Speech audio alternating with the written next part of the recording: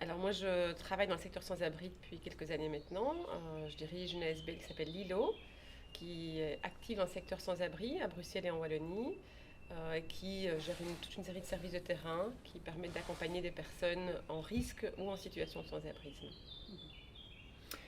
Et moi, je suis Bernard Devos, je suis le délégué général aux droits de l'enfant depuis 13 ans. Je suis éducateur de formation et mon job, c'est d'être le garant de l'application de la Convention relative aux droits de l'enfant en Fédération Wallonie-Bruxelles.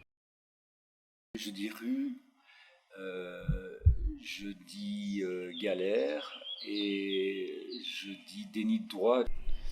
Oui, moi je dirais décalage, parce que j'ai l'impression que c'est une jeunesse comme ça qui arrive plus à se raccrocher à une société dont elle se sent toujours un peu en décalage. Abandon, parce que la société abandonne quand même de manière honteuse toute une partie de la jeunesse. Et oui, la question des droits, évidemment, c'est ce qui me vient très rapidement aussi en tête.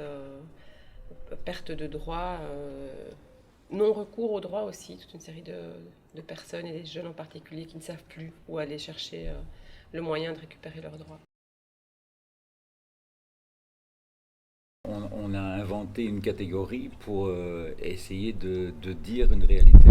Le séjour en rue, l'abandon total, il est beaucoup plus fréquent aujourd'hui et il recouvre différentes réalités. Donc tu as des mineurs étrangers non accompagnés, tu as des gamins et des gamines en fugue, en grands soucis familiaux, tu as des gamins qui sortent d'institutions de placement de la jeunesse et qui sont en panne parce que l'arrêt de la prise en charge est trop brutal. Tu as des gamins qui sont lassés de rester chez eux mais qui n'arrivent pas sur le marché de l'emploi et avoir des moyens de subsistance raisonnables. Donc c'est une catégorie générale et qui fait face à des institutions de plus en plus spécialisées et qui ont des conditions d'accès de plus en plus élevées.